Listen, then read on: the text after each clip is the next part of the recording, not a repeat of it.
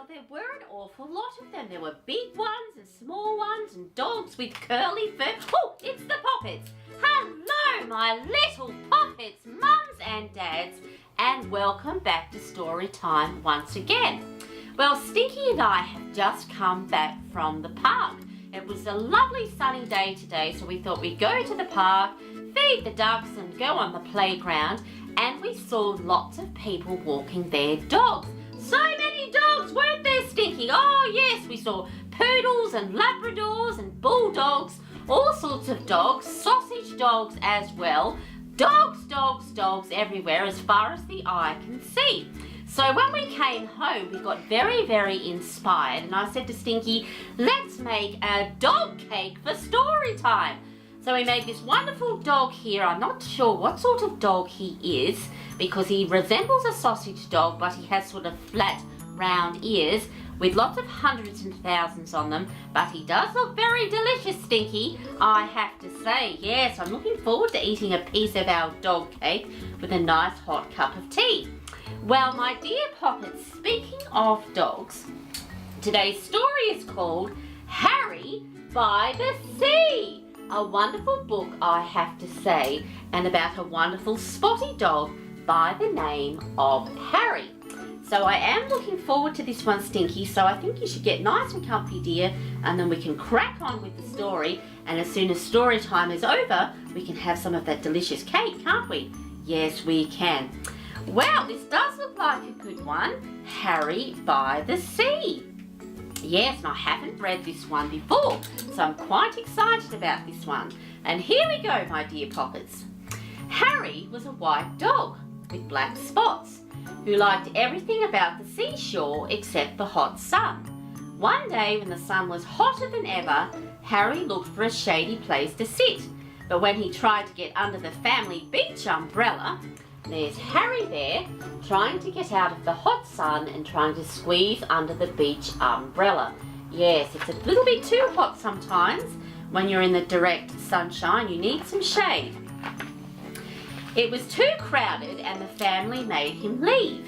When he crawled into the children's sandcastle, and there's Harry there. He's been evicted from the umbrella. They don't want him under there because it's just too squashy. So he's trying to get shade under the children's sandcastle, but I don't think they're going to be too happy about that. No. Oh, he's destroyed the sandcastle. That's no good. The walls fell in and the children chased him away. When he walked in the shade that a fat lady made, oh dear, oh, that's not very nice, is it? There's the lady there walking along, and Harry is following behind her, trying to get shade from her shadow. She became angry and made him stop following her. Go away, she said. She was very annoyed. Oh, she's cross. She's got a paper under one arm and a basket with some other things in it there, and she's telling Harry off. She's saying, go away, dog. I don't want you following me. Shoo, go away. Yes, poor Harry hasn't found any shade yet. The sun was very hot and Harry had walked a long way from the main beach. He was tired, so he sat down at the water's edge. All of a sudden, a big wave came from behind and crashed right on top of him. Well, there's Harry there, and now he has gone for a bit of a tumble because he's thrashing about in the water, in the wave there. Yes, tumbling about in the wave.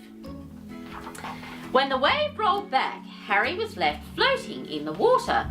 He was completely covered with seaweed. He didn't look like a dog anymore. He looked like something from the bottom of the sea. Suddenly, a lady saw him floating towards her. Help! Help! She shrieked. It's a sea monster! The lifeguard heard her and blew his whistle. Everybody out! He shouted. Everybody out! Oh, good Lord, get out of the water because there's a sea monster. Oh, yes, quickly, everyone out of the water. How dreadful, a sea monster. Although I have to say, my dear Poppets, that sea monster looks very familiar. Everyone ran out of the water and so did Harry.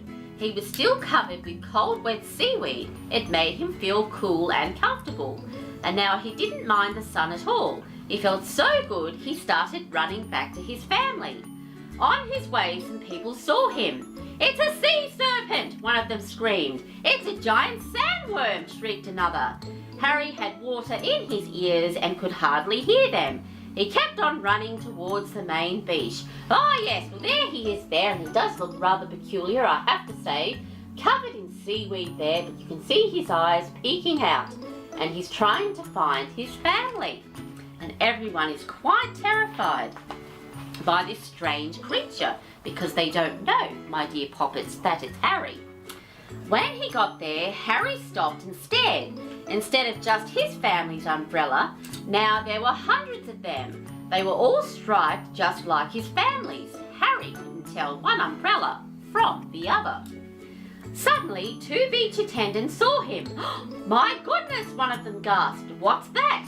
"It's a bushy-backed sea slug," exclaimed the other. They whispered for a moment, then they ran. Well, there they are there, and they seem quite shocked and quite surprised to see this unusual creature. Yes, I think Harry ought to look out, I think. I wonder what's going to happen.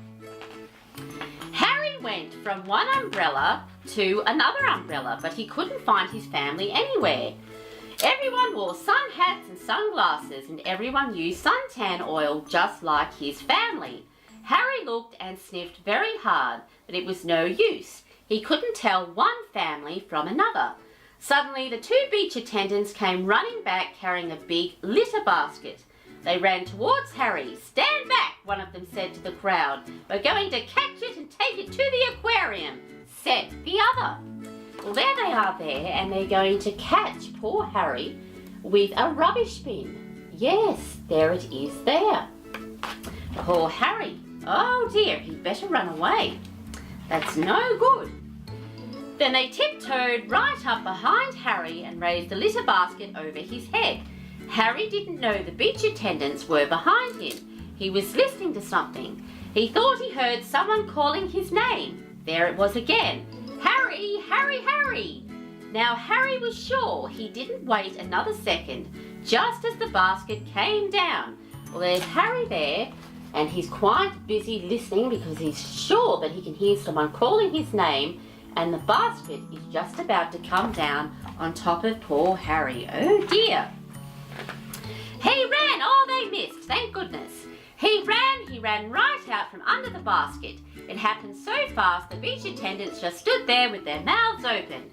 As he raced through the crowd, some people screamed. Some people ran, and some people did both. But Harry paid no attention. He kept on running across the beach.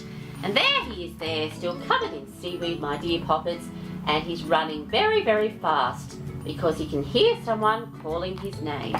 He wants to find his family. Let's hope that he does. When he got to the hot dog stand, he stopped and barked happily. Behind the counter, the hot dog man was shouting. It was his voice that Harry had heard, but Harry had water in his ears and couldn't hear very well. The man wasn't shouting, "Harry, Harry, Harry." He was shouting, "Hurry, hurry, hurry! Get 'em while they're hot!" Harry still thought the man was calling his name. He barked and jumped with joy. He jumped so much that suddenly, and there's Harry there, so excited he's jumping and leaping about all over the place, and I'm sure those hot dogs smell very good indeed. I think Harry would like to eat one of those, I'm sure. The seaweed all fell off when the crowd saw that Harry was a dog. They gasped. They could hardly believe their eyes. They're all in shock. All at once, Harry began to jump higher than ever. He saw the children. They were running towards him. "Oh, Harry," they cried, "we heard your bark. We have been looking everywhere for you." Harry was so happy that he did a little dance. And there's Harry there, and he's happy because he has found the children. He's found his family. Very happy indeed. What an adventure Harry has had. The hot dog man was very grateful to Harry for bringing the crowd to his stand. He sold all the hot dogs he had. He gave Harry a free hamburger. The lady who had told Harry to go away came along and brought him a cold drink. "You're no sea monster," she said. "You're just a lost hot dog." Everyone laughed except the 2 children. "He's not lost," one of them said. He's Harry and he's ours. Then they hurried off to join the rest of their family. And very glad, my dear Poppets, to have their dog, their wonderful Harry, back safe and sound with them. Yes, very happy indeed. Very happy. The next time Harry's family went to the beach, they brought a new umbrella. Harry liked this one very much. It was white with black spots. No matter how crowded the beach became, it was easy to find. Best of all, it was big, and when the sun got very hot, there was room underneath for them all. And there they are, all happy as can be, in the shade of the wonderful new umbrella that I'm sure Harry will be able to find if he goes for a wander again. The end! And that was called Harry by the Sea. An absolute cracker, I have to say. And very fitting for today, because we have seen so many dogs. All sorts of dogs, big dogs and small dogs, and dogs like Harry with lots of spots. A wonderful Dalmatian we saw with a boy flying a kite up at the park. Absolutely wonderful. Wonderful indeed. Well, my dear Poppets, we have come to the end of story time once again, so I'll have a little chat with Stinky. Oh, he's had a nap down here. He's very tired. Oh, Stinky, you've had a bit of a nap, dear. Do you feel better? Yes. What's that? You missed out on most of the story. Oh, that's all right. We can read that book again another day, dear. All right then? Yes. Well, Stinky, you know what time it is, don't you? What's that?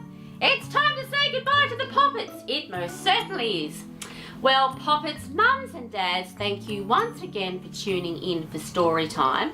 Perhaps you could make a story time cake of a very cute dog, read a book about a dog, or perhaps you could go to the park and just see how many dogs you can see at the park. Perhaps you could count them. That might be fun. And as always, my dear Poppets, take care. Thank you for watching, and until next time, bye.